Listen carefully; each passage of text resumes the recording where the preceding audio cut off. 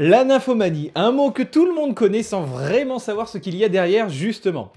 Et je ne suis pas en train de faire une blague sur le sexe anal. Ah, bande de gros pervers, bah. Désolé, je suis en retard, j'étais à une convention Harry Potter. Oh, Désolé, tu as parlé de sexe? Bon, déjà, qu'est-ce que la nymphomanie?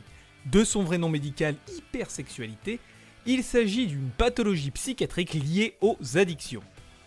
En effet, c'est une sexualité compulsive, ce qui signifie que tu vivras ta vie avec plein de soucis, des sodomies... Pardon. Plus sérieusement, on parlera de compulsion puisque la patiente ou le patient va chercher continuellement du plaisir sexuel, quitte à délaisser certains aspects de sa vie.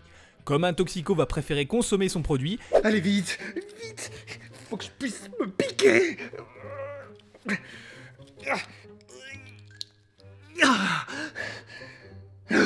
La nymphomane ou le satyre va délaisser ses activités de la vie quotidienne pour s'adonner à ça.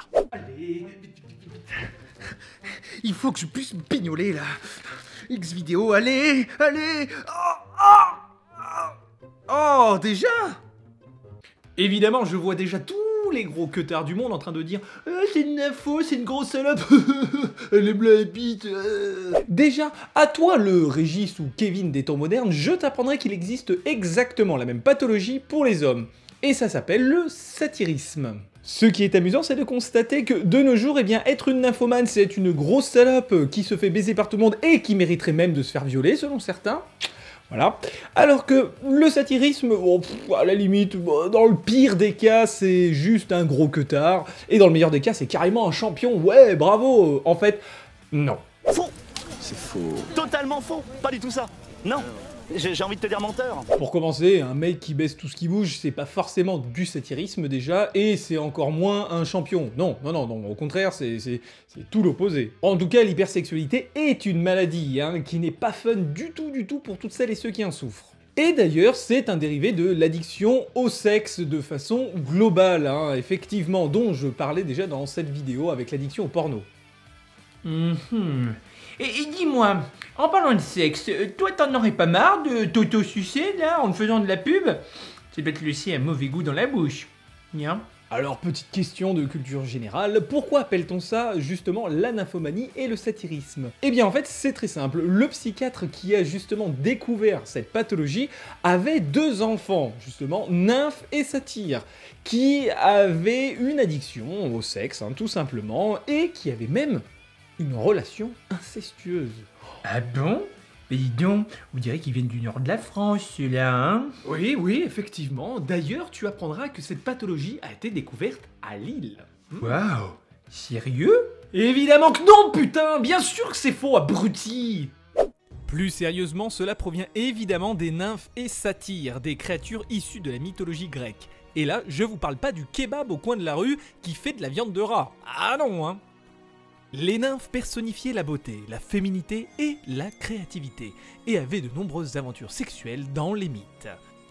Les satyres, quant à eux, sont des créatures mi-homme, mi-bouc, comme la plupart des masculinistes sont, eux, mi-homme, mi-plouc.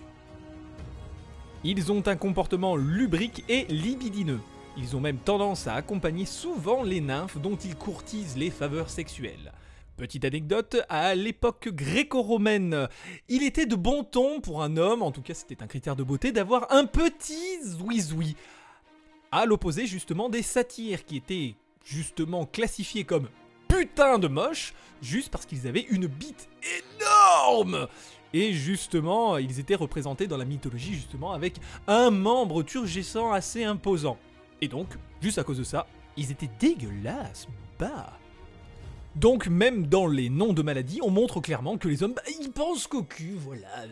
Ok, alors du cul, des clashs, des pleurs et du cul, c'est clair? Bon, le sexe, on le sait, la grande majorité des gens, bien, ils aiment ça. Après, il y en a qui n'aiment pas, forcément.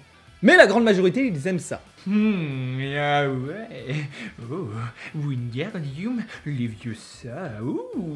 Donc, je disais, la grande majorité des gens aiment le sexe. la grande majorité.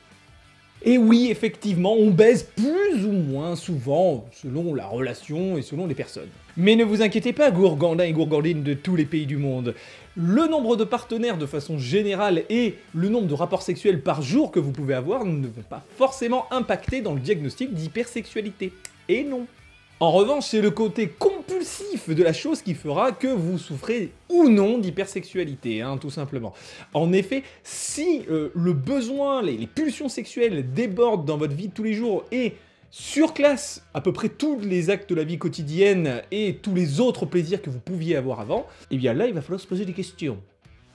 Fiston, allez, dépêche-toi de venir manger. Et puis maman, elle aimerait bien boire son petit verre de vin. Mais maman, je suis en train de me masturber. Je t'ai déjà expliqué que quand la porte est ouverte, c'est pour que tout le monde voit que je suis en train de me secouer la nouille. Et comme ça, vous venez pas me déranger. Allez, laisse-moi terminer. Bah j'ai pas de mouchoir. Bah c'est pas grave, je vais prendre la fourrure de chat. On s'accorde à parler d'hypersexualité lorsque le comportement sexuel implique des conséquences négatives sur les plans social, relationnels, etc., etc. Par exemple, on peut retrouver de l'isolement social, des relations tumultueuses avec les proches, abandon des activités plaisantes au profit unique de la sexualité. En plus de ça, il n'est pas rare de voir justement l'hypersexualité comme résultant d'un traumatisme, et justement cette hypersexualité donne une fausse sensation de contrôle sur la vie du ou de la patiente. Il peut aussi impliquer des conséquences négatives sur le plan psychologique. Moi aussi, j'ai vu trop de cul dans ma vie.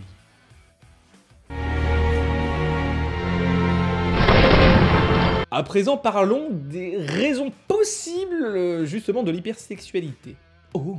En effet, il semblerait que cela résulte d'une énorme carence affective, voire même de situations d'abandon, justement d'abandon durant l'enfance, par exemple.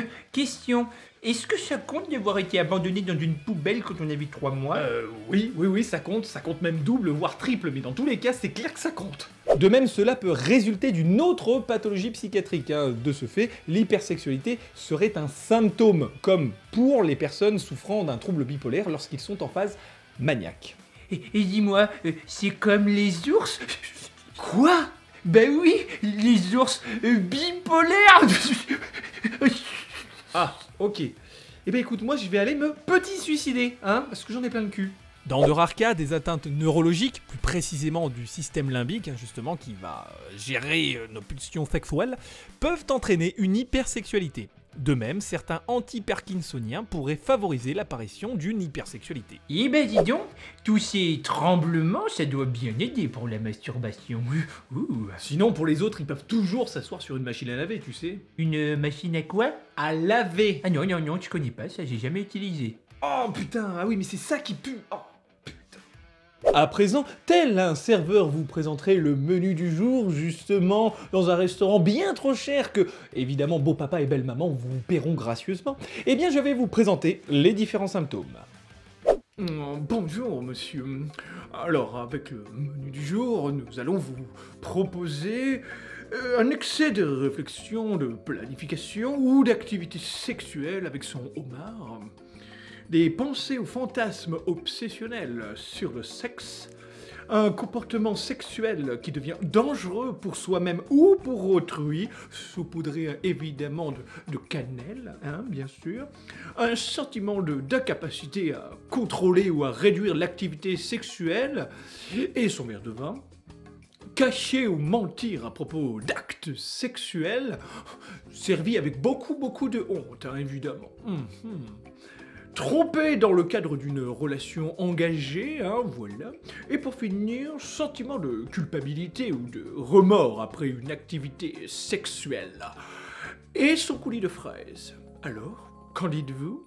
Pour tout ce qui est traitement, eh bien là nous ne passerons pas par des médicaments, parce que ça ne servirait à rien. Quoique, après, pour tout ce qui est manque, sevrage, etc., je pense qu'on pourrait aussi se tourner vers tout ce qui est benzodiazépine, Mais bon, là je m'égare, ce n'est pas vraiment la question. Donc, pour tout ce qui est traitement, nous allons plutôt utiliser des thérapies. Et une thérapie en particulier, allons-y tous en cœur, on va parler de ma préférée, la TCC. Les pensées et les sentiments sous-jacents peuvent être abordés afin de voir si vous pouvez répondre à ces besoins de manière, eh bien disons plus saine. Vos valeurs et vos comportements peuvent être discutés afin que vous puissiez de plus en plus vivre votre vie en fonction de ce que vous voulez être et du type de personne que vous voulez être dans vos relations.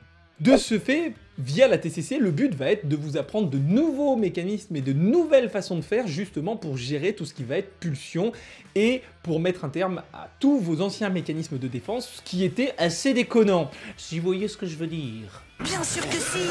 Attrape ma queue. Et voilà les amis, nous arrivons donc à la fin de cette vidéo sur tout ce qui est hypersexualité. Et j'espère que vous aurez appris pas mal de choses. Par exemple, ne plus faire l'amalgame justement entre la nymphomanie et le satyrisme et être juste une personne qui adore baiser avec tout le monde. Rien que d'y penser, ça fait rêver. Voilà, parce que d'un côté on a la personne qui souffre d'une addiction, de l'autre côté on a plutôt une personne qui va chercher à avoir le tableau de chasse le plus impressionnant. Et qui c'est qui aime avoir des tableaux de chasse? Eh bien tout simplement les psychopathes par exemple. Oh que c'est surprenant. Et moi, je les ai toutes baisées. Bref, en tout cas merci d'être toujours aussi nombreux et aussi présents justement pour regarder mes vidéos. Je compte sur vous pour être très actifs dans les commentaires, histoire de me donner votre avis, mais aussi de pouvoir échanger sur ce sujet tous ensemble. Allez-y, abreuvez-moi de vos commentaires et de vos likes. Oh là là là là, moi ça c'est mon addiction perso. En tout cas, si ce n'est pas fait, pensez à vous abonner à la chaîne, mais aussi à activer la petite cloche des notifications, justement pour pouvoir assouvir votre propre addiction. Regardez nos vidéos. Comme d'habitude, ce fut un plaisir et on a fait du sale dans le médical.